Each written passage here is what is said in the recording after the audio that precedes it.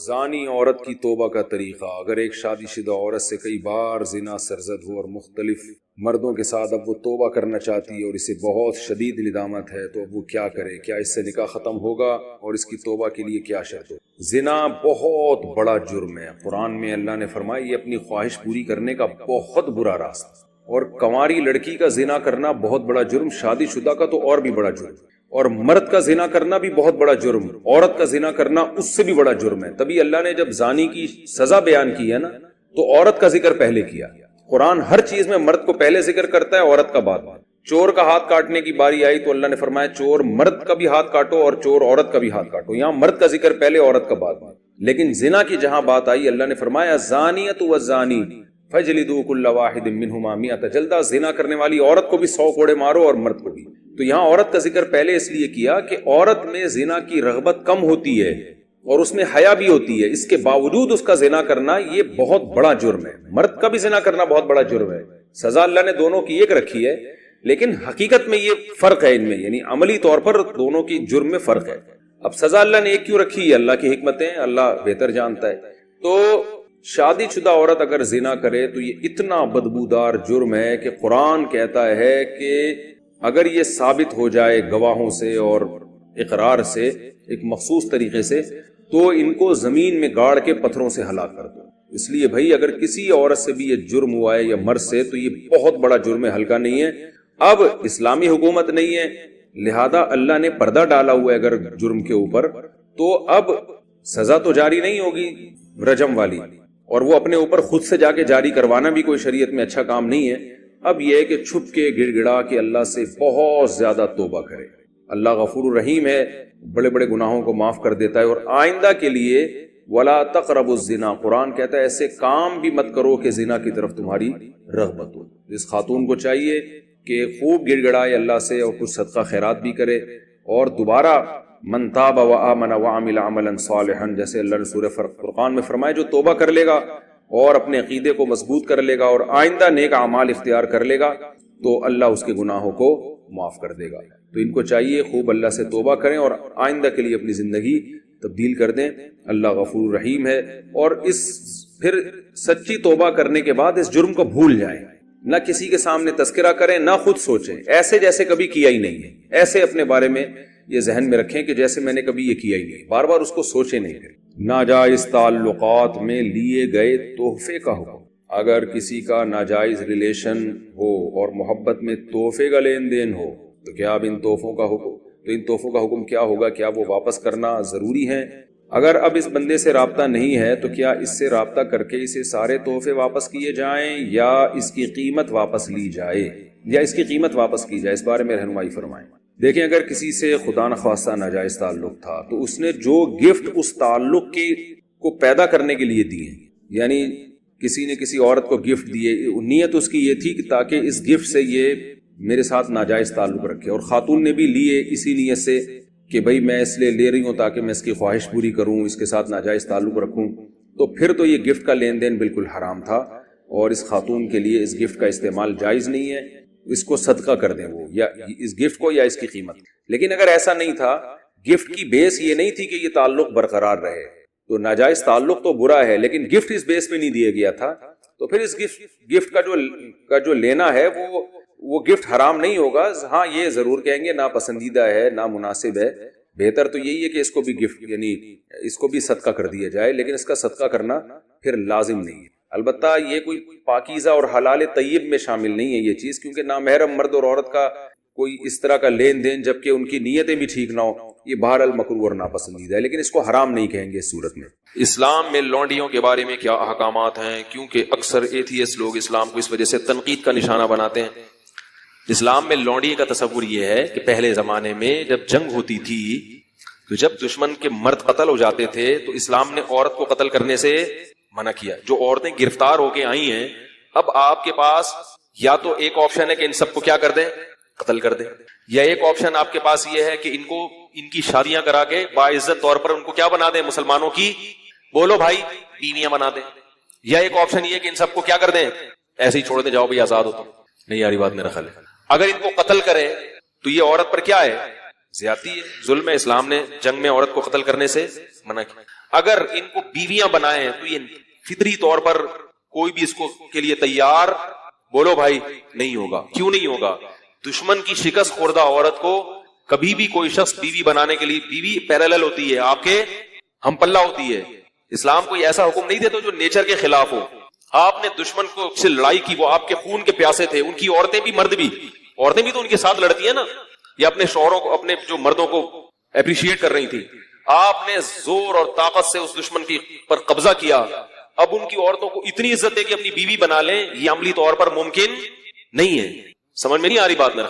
اور تیسرے آپشن کیا ہے کہ ان کو ایسے ہی آزاد چھوڑ دیا جائے. آزاد چھوڑیں گے تو ان کی کفالت کون کرے گا؟ وہ زنا کو پیشہ بنائیں گی. سمجھ میں نہیں آ رہی؟ دشمن کی مزید اولاد پیدا کریں گی. تو اسلام نے درمیان کا راستہ دیا کہ نہ تو ان کو اتنا پروٹوکول دو کہ بیوی بناؤ، بنانا چاہو تو اجازت دے دی، لازم قرار. صحابہ میں بہت سے ایسے ہیں جنہوں نے ان لونڈیوں کو آزاد کر کے بیوی بنایا. خود نبی صلی اللہ علیہ وسلم کی زوجہ حضرت صفیہ، وہ غلام تھی، باندھی تھی، ان کو آزاد کروا کے آپ نے ان سے باقاعدہ نکاح کیا ہے. نہیں یاری بات، اجازت دے دی کہ بیوی بھی بنا سکتے ہو، لیکن واجب قرار نہیں دیا کیونکہ مینٹلی اس کے لیے کوئی بھی فاتح قوم تیار نہیں ہوتی. تو درمیان کا راستہ دے دیا کہ ان کو باندی بنا دیا جائے. کیا مطلب؟ کہ تمہاری خدمت گزار ہوں گی.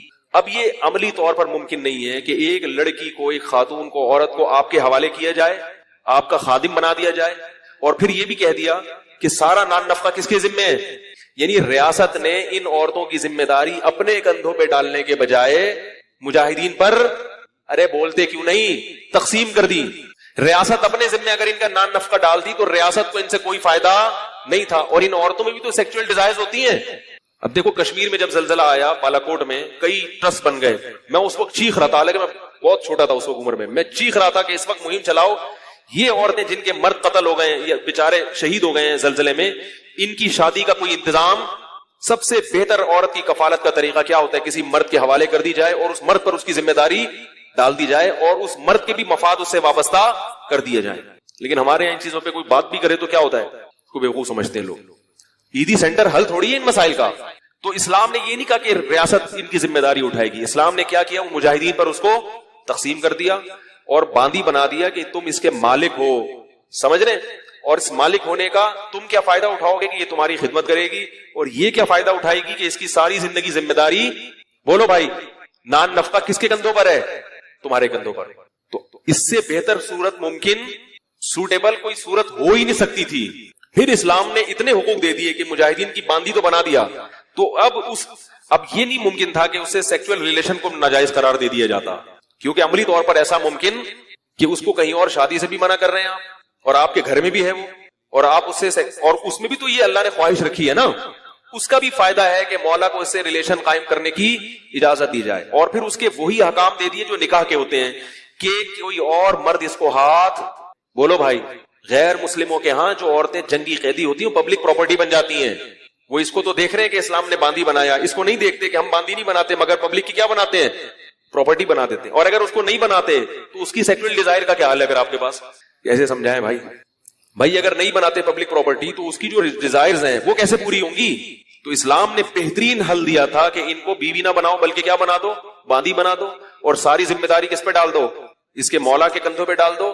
اس سے پھر اس کو کچھ پروٹوکول بھی دیے اسلام نے. وہ پروٹوکول کیا دیے؟ نمبر 1، قرآن نے کہا کہ قسم کھا کے اگر توڑ دے تو غلام یا باندی آزاد کرنی پڑے گی. اگر قسم کھا کے آپ نے توڑ دی، آپ کی ملکیت میں اگر باندی یا غلام ہے تو وہ آزاد کیے بغیر کفارہ ادا. یہ جو ہم کہتے ہیں نا 3 روزے 10 غریبوں کو، یہ اس لیے کہ باندیاں نہیں ہے، غلام نہیں ہے. اگر غلام یا باندی ہو تو وہ آزاد کرنا پڑے گا. تو ان کی آزادی کا بھی اسلام نے کیا کر دیا؟ ارے بولو نا یار، بندوبست کیا کہ کسی بہانے سے ان کو کیا کیا جائے؟ آزاد کی. جب آزاد ہوگی تو وہ بھی احسان مانے گی کہ اس نے آزاد کر دیا، لہذا وہ مسلمانوں کی دشمن نہیں بنے گی، وہ احسان مانے گی. اور دوسرا پروٹوکول یہ دیا، اور کئی کفارے اس میں. زہار میں کفارہ کیا ہے کہ باندی کو آزاد کیا جائے. کسی کا غلطی سے قتل ہو گیا، اس کا کفارہ کیا ہے؟ باندی کو آزاد کیا جائے. اور پھر ویسے بھی کہہ دیا کہ اگر کسی نے ایک دفعہ بھی زبان سے کہہ دیا کہ باندی آزاد ہے تو یہ ریورس نہیں ہو سکتا. مذاق میں کہہ دیا، نبی نے فرمایا مذاق میں کسی نے کہہ دیا، غصے میں کہہ دیا، جان کر کہہ دیا، لا طلاق ولا عتاق فی اغلاق، فرمایا طلاق بھی ہو جائے گی اور غلام بھی آزاد ہو جائے گا. طلاق میں تو رکھا 3 طلاقیں، اور غلام آزاد کرنے میں 1 دفعہ. طلاق میں 1 طلاق کے بعد رجوع کا حق ہے، 2 کے بعد بھی ہے. غلام اور باندی میں رجوع کا حق نہیں آئی بات. تبھی غیر مسلموں میں جنہوں نے اسلام کا وسیع مطالعہ کیا ہے وہ کہتے ہیں اسلام نے غلامی کو ختم کیا ہے, اسلام نے غلامی کو پروموٹ. اس زمانے میں سب غلام بنایا کرتے تھے, اسلام واحد مذہب ہے جس نے غلامی سے آہستہ آہستہ انسانیت کو آزاد کیا ہے. ایسے قوانین بنا دیے. اور پھر ایک پروٹوکول باندی کو یہ دیا کہ اگر مولا کی اس سے اولاد ہو گئی تو اب اس باندی کو فروخت نہیں کیا جا سکتا, مولا کے مرنے کے بعد یہ باندی بولو بھائی آزاد ہو جائے گی. نہیں یاری بات, اگر اس سے اولاد ہو گئی آپ کے تو اب یہ باندی بالآخر آزاد ہو جائے گی. یہ پروٹوکول دے دیا اس کو. اور ایک عقد مکاتبت کی ترغیب دے دی قرآن نے کہ غلام یا باندی سے یہ عقد کیا جائے گا کہ اگر تم نے اتنے پیسے کما کے مجھے دے دیے تو تم کیا ہو, آزاد ہو. اور پھر حکم دیا مسلمانوں کو کہ جو غلام اپنے مولا کے ساتھ یہ ایگریمنٹ کر لے اس کے ساتھ کیا کرو, تعاون کرو. اس کو زکات کا پیسہ بھی دیا جائے گا, اس کے ساتھ تعاون کیا جائے گا تاکہ یہ مولا کو اتنے پیسے دے کے اپنی کیا کرے. نہیں یاری بات میرا خیال جان چھڑائے. صحیح ہے. یہ پروٹوکول غیر مسلموں کے ہاں نہیں ہے. تو بس سرسری دیکھتے ہیں اسلام میں باندیاں بھی ہیں, لونڈیاں بھی ہیں, غلام وہ بھی ہیں. تو ہیں جن تفصیلات کے ساتھ ہیں وہ تفصیلات, اس سے اس زمانے کے شکست خوردہ قوموں کو عزت ملی ہے.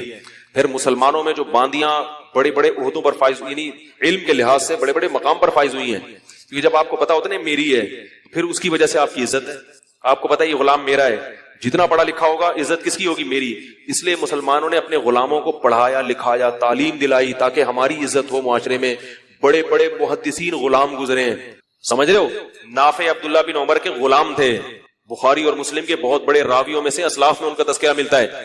بخارا اور سمرقند سے قید ہو کر آئے تھے. بخارا جب روس میں لڑائی ہوئی تھی نا, صحابہ کرام کی فوجیں گئی تھی, یہاں سے گرفتار کر کے ان کو لایا گیا.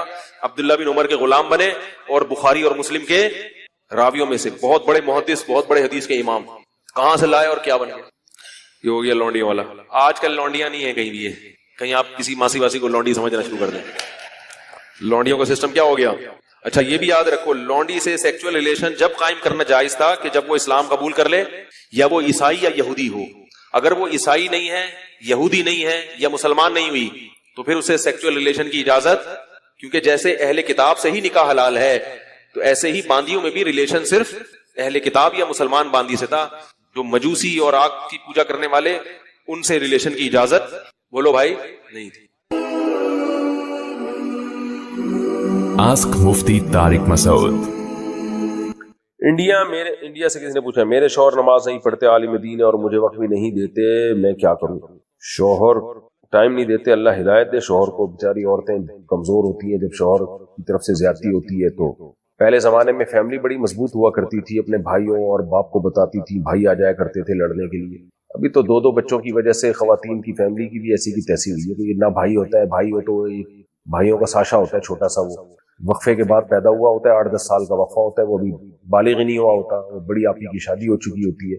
یہ فیملی سسٹم نے نا, فیملی پلاننگ والوں نے پورا ہی سسٹم ہمارا تباہ و برباد کر دیا. تو اللہ کے خوف سے کون بیوی کے حقوق ادا کرتا ہے, سالوں کے خوف سے حقوق ادا ہوتے ہیں. آپ کا سسرال اسٹرانگ ہو تو وہ, آپ کا میکا اسٹرانگ ہو تو وہ حقوق ادا کرواتا ہے.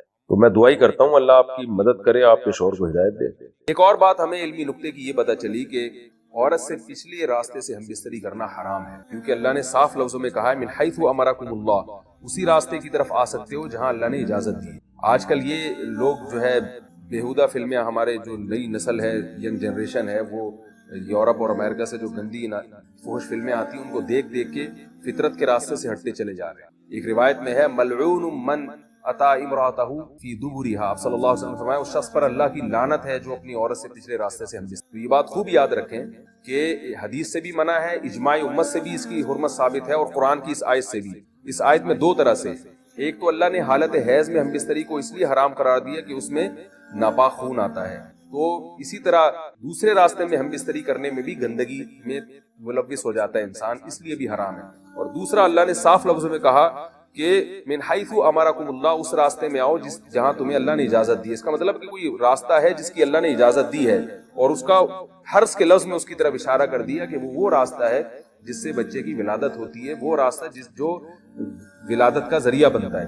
اس کے علاوہ کسی اور راستے کی طرف آنے کی ہمیں اجازت نہیں ہے. اس پہ قرآن نے پابندی لگائی ہے اور اس پر پوری امت کا اجماع ہے. تمہاری عورتیں تمہارے لیے بمنزلہ کھیت کے ہیں, حرث عربی میں کھیت کو کہتے ہیں, تو بمنزلہ کھیت کے ہیں. جیسے بیج ڈالا جاتا ہے کھیت میں اور اس سے پیداوار بڑھتی ہے، تو عورت کی جو ایک حیثیت ہے، نیچر نے جو اس کی ایک حیثیت متعین کی ہے، وہ بھی ایک نسل بڑھانے کا ذریعہ ہے، جس میں مرد کا جو اسپم ہے وہ بطور بیج کے ہے اور جو اولاد ہے وہ ایک پیداوار کی طرح ہے۔ تو اللہ نے یہ یاد رکھیں، اس آیت کو نا بہت سارے غیر مسلموں نے عورت کے خلاف بہت نیگیٹیوٹی پھیلائی ہے کہ دیکھو اسلام عورت کی توہین کرتا ہے، اس کو کھیتی سے تعبیر کرتا ہے۔ تو کچھ لفظ کسی اور زبان میں جب وہ جاتے ہیں نا تو وہ توہین کا معنی دیتے ہیں۔ عربی میں جو حرث کا معنی ہے یہ تعظیم کے لیے ہے، توہین کے لیے نہیں ہے۔ اردو میں جو کھیتی کا معنی ہے وہ توہین کے لیے استعمال ہوتا ہے۔ کھیتی یعنی جو پاؤں میں روندی ڈالنے والی، اور زمین جو ہے نا پاؤں میں گویا روندی، اس کو روندا جا رہا ہے، تو اس لیے اس کا اردو میں بالکل اسی طرح جو لوگ ترجمہ کر دیتے ہیں کہ عورتیں تمہاری کھیتیاں ہیں،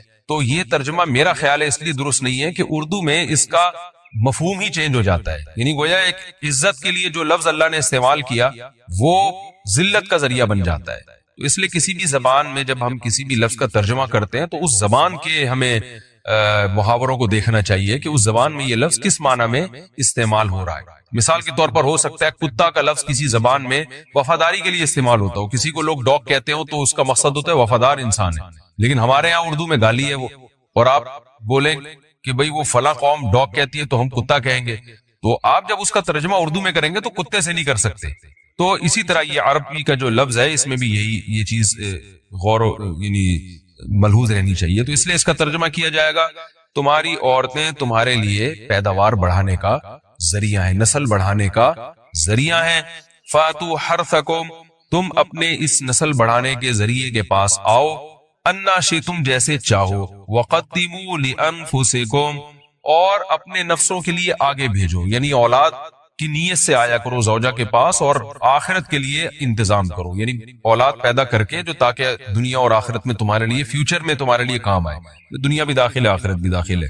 تو یہ آیت کا بھی ایک شان نزول ہے کہ صحابہ کرام تو چونکہ جو خواتین تھیں مکہ میں صدیوں سے وہ لوگ آباد تھے، ان کے سفر خاص طور پہ عورتوں کے سفر بہت ہی کم ہوا کرتے تھے، تو جب ہجرت ہوئی ہے اور جو ہے نا ہجرت کر کے بہت ساری صحابیات مدینہ آئی ہیں، تو مدینہ میں ان کے نکاح دوسری قوموں میں ہوئے، پھر انصار صحابہ سے بھی ہوئے، تو چونکہ تقویٰ تھا ان خواتین میں، للہیت تھی، تو بعض جگہ ایسے واقعات ہوئے کہ میاں بیوی کے جو آپس کا ریلیشن ہوتا ہے، ظاہر ہے وہ ہر قوم میں اور ہر جو ہے نا شخص کا مزاج دوسرے سے مختلف ہوتا ہے، تو بعض مردوں نے اس طرح سے اپنی زوجات کے ساتھ ہم بستری کی کہ ان خواتین کو پھر اشکال ہوا کہ پتہ نہیں اس طرح سے ہم بستری کرنا جائز بھی ہے یا نہیں ہے، تو انہوں نے نبی صلی اللہ علیہ وسلم سے یہ مسئلہ پوچھا کہ یا رسول اللہ ہمارے شوہر ہمارے پاس اس طرح سے آتے ہیں تو کیا یہ جائز ہے یا نہیں، تو ان کے سوال کو بھی مبہم رکھا گیا اور قرآن نے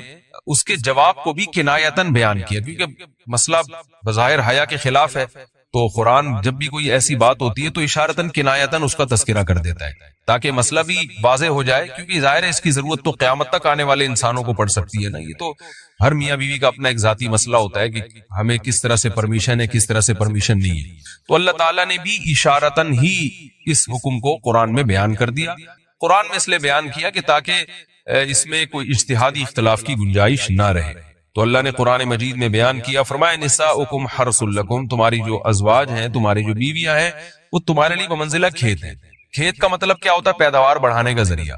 تو اس میں سب سے پہلا مسئلہ تو قرآن نے یہ بیان کر دیا کہ زوجہ سے جو ہم بستری ہے وہ صرف اسی راستے میں جائز ہے جس سے اولاد ہوتی ہے، کیونکہ عورت کو اللہ نے بنایا ہے نسل بڑھانے کے لیے، تو کوئی بھی ایسا ہم بستری کا طریقہ اختیار کرنا جو نسل بڑھانے کا ذریعہ نہ ہو، یعنی وہ نیچرل نہ ہو، تو وہ حرام ہے۔ تو اس میں اللہ نے یہ حکم دے دیا، تو اس سے صاف یعنی حدیث سے بھی پتہ چلتا ہے اور تمام فقہاء کا اجماع بھی ہے اس آیت کی روشنی میں کہ مسئلہ تھوڑا حیا کے خلاف ہے، لیکن میرا خیال ہے بتانا ضروری ہے کہ پچھلے راستے سے عورت سے ہم بستری کرنا بالکل حرام ہے، ناجائز ہے، اور نبی صلی اللہ علیہ وسلم کی اس پہ بہت شدید لعنت ہے، بہت شدید وعید ہے، تو یہ بالکل اللیگل ہے اسلام میں کہ عورت کے پچھلے راستے سے اس سے ہم بستری کی جائے۔ جو لوگ لڑکوں سے بدفعلی کے عادی ہوتے ہیں ان کو یہ ایک چسکا لگ جاتا ہے، تو یہ حرام ہے، ناجائز ہے، کیونکہ اللہ نے بتا دیا کہ یہ تمہارے لیے وہ منزلہ کھیت کے ہیں۔ تو اس میں قرآن نے وہ جو سوال تھا نا اس کی طرف اشارتاً جواب دے دیا، اور آگے فرمایا فاتو حرثکم، تم اپنے کھیت کے پاس آؤ، یعنی پیداوار بڑھانے کا جو ذریعہ ہے اس جگہ کی طرف آؤ، انا شئتم جیسے چاہو، یعنی باقی جس طرح سے تم چاہو زوجہ سے ہم بستری کر سکتے ہو، اس میں کوئی خاص طریقہ متعین نہیں ہے. میاں بیوی کا ایک دوسرے سے کوئی پردہ نہیں ہے. ہن لباس لکم وانتم لباس لہن، یہ دونوں ایک دوسرے کے لیے لباس ہیں. تو اس میں طریقہ کار کوئی بھی ہو سکتا ہے، کسی بھی طرح سے کرنا چاہو ایک دوسرے سے لطف اندوز ہو سکتے ہو. لیکن فاتو حرسکم، آنا موضع حرس میں ہے. حرس کا مطلب وہ اس جگہ کی طرف آنا ہے جہاں سے نسل بڑھتی ہے، کسی اور راستے کی طرف. اس سے صاف طور پر جو ہے نا وہ جو فاسق فاجر لوگوں کی جو برائی ہے، جو لڑکوں سے بدفعلی کے نتیجے میں پیدا ہوتی ہے، اس کا اللہ نے قلع کما کر دیا کہ اس کی اصلاح